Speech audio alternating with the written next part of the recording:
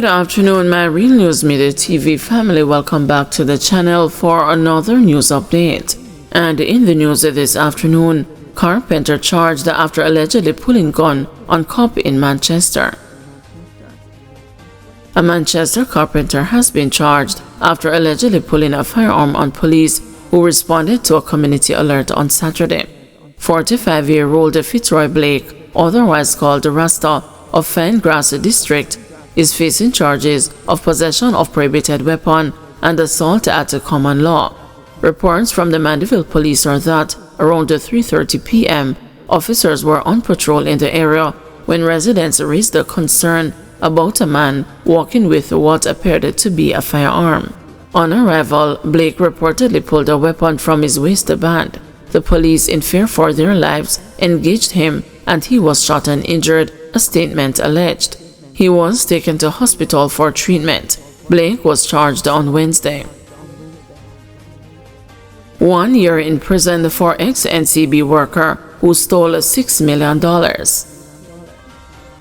A former National Commercial Bank employee is going to prison for 1 year for stealing nearly $6 million from the financial institution.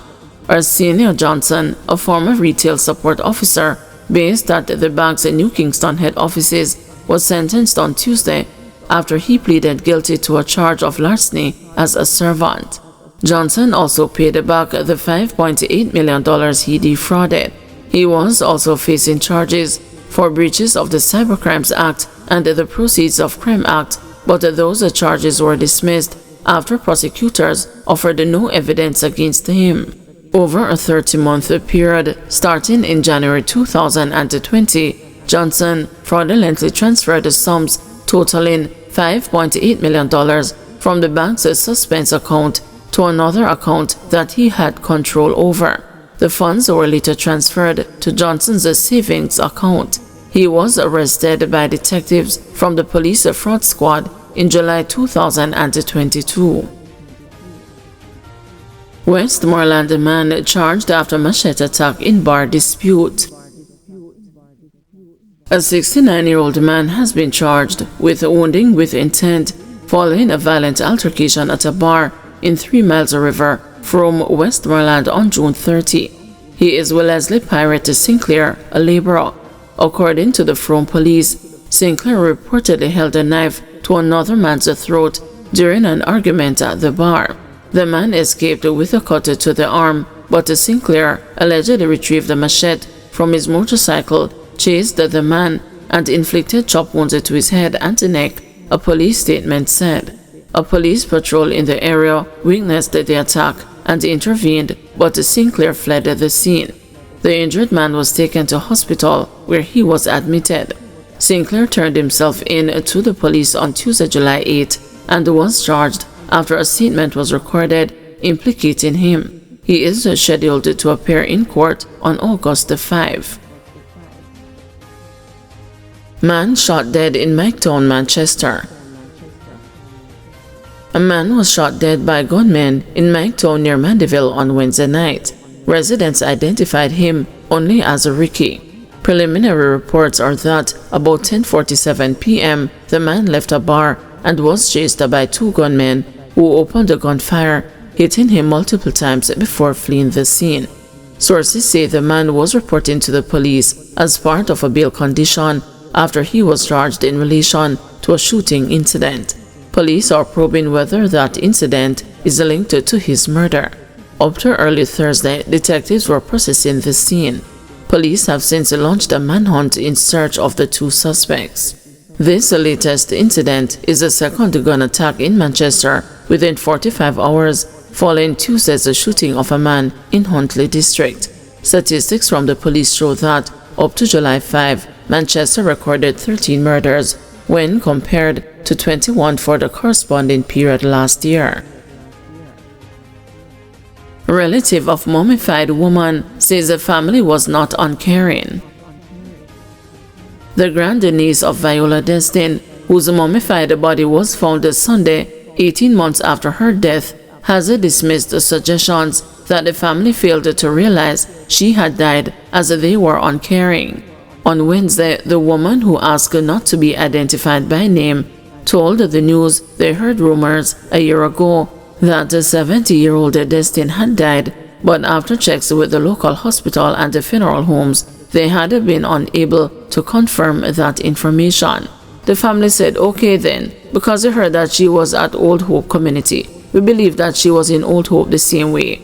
For me never take it that she's dead. We took it more as a rumor. It is not like we did not care, because I see persons saying that we did not care or whatever. We did search," the grandniece reiterated.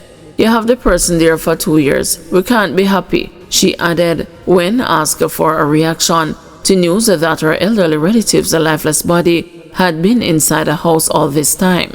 According to the woman, Destin had experienced mental issues while going through menopause and as a result lived with various family members on different occasions.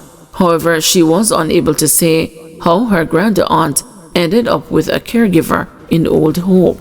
"You have the person there for 2 years. We can't be happy," she added when asked for a reaction to news that her elderly relative's lifeless body had been inside a house all this time. According to the woman, Destin had experienced mental issues while going through menopause and as a result lived with various family members on different occasions. However, she was unable to say how her grand-aunt ended up with a caregiver in Old Hope. According to the police, Destin died on Tuesday, December 10, 2023. However, instead of reporting her death, her live-in caregiver, 54-year-old Jenna Robinson, reportedly concealed the body inside a room at the house. A relative of the deceased summoned the police on Sunday, July 6, after becoming suspicious. Destin's decomposed remains were reportedly seen lying on a mattress. Robinson could be slapped with charges of failure to report the death of a person, perverting the lawful burial of a corpse, and attempting to pervert the course of justice. Robinson has been described as a calm, no-nonsense, spiritual woman who loved to feed the children. Word of the discovery of Destin's mummified body has sent shockwaves throughout her community, including among Robinson's relatives. One man who said he is related to her told the news Wednesday of the sense of shame he feels. He was unwilling to provide his name for the record. "She lived in the district for so long and had a very genuine behavior," he said. "What went down we are not sure because they are still investigating. But to be honest, knowing that I am from the district and it is painted all over the country right now, I am afraid to tell people that I am from here. It has left such a bad reputation on us," he said as his voice quivered with emotion. He struggled to come to grips with the grisly discovery. "Away from that, it does happen, and we have to accept that it happened. This is real life. Everybody was thinking that this is impossible, but it is real. What I want to know now is how the lady died," he stated. According to him, he never saw Destin at Robinson's home. "The only people I saw there were 2 young ladies who came and worshiped with Robinson. When she's worshiping, it is something to talk about. Sometimes they run around the house and make a lot of noise," he said. Political ombudsman urges tolerance amid the reports of defaced election posters. The Electoral Commission of Jamaica, in its role as political ombudsman, is urging political parties and their supporters to show respect for each other and the democratic process amid growing reports of vandalism involving campaign materials. The warning comes as the island gears up for elections, with incidents emerging of political posters, banners, and flyers being torn down or defaced, allegedly by individuals opposing the candidates or parties featured.